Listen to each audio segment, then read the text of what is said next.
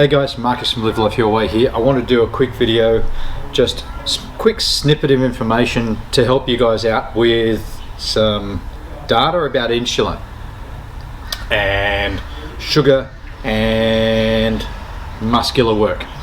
So, one of the things that we want to try and avoid in our diet is too many sugars, and we want to avoid when we put them in.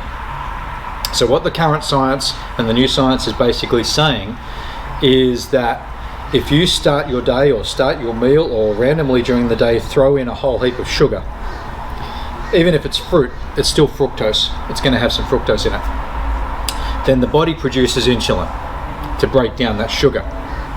And if we're looking at using sugar for energy and the body's producing the insulin for that sugar, when that sugar is then used, it's then going to continue producing insulin and it's going to continue looking for sugar.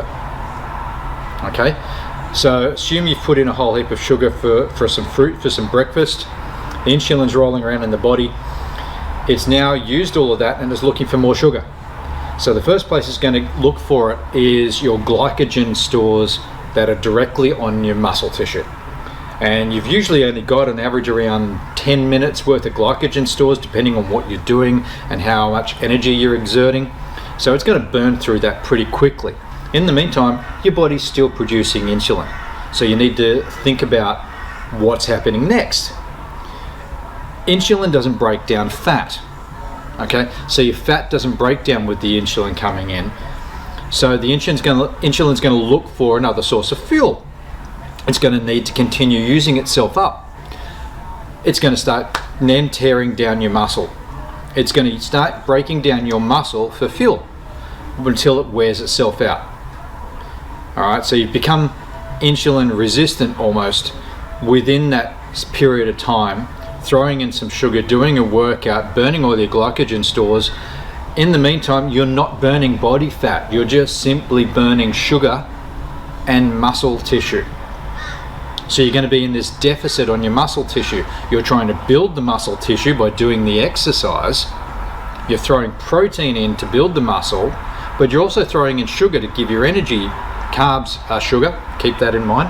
You're throwing your sugar in to give you the energy, but at the same time you're not burning any fat because you're constantly burning sugars and muscle. Okay, so it's not the correct way of actually burning off the fat and building the muscle, because you're always in this muscular deficit.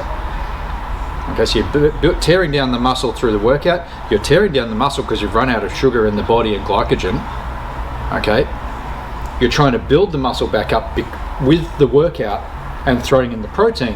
So you're in this constant build the muscle, tear it down, build the muscle, tear it down, build the muscle, tear it down. Eventually you're going to be in this constant negative deficit.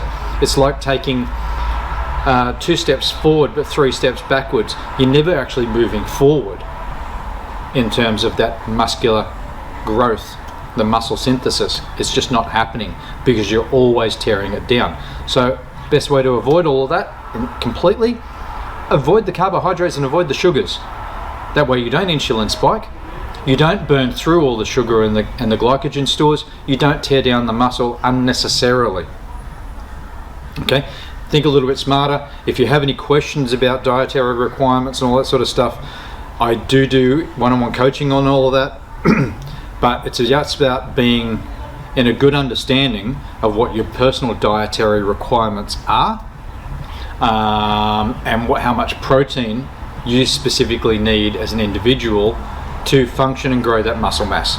So avoid the sugar spikes, avoid the insulin spikes, avoid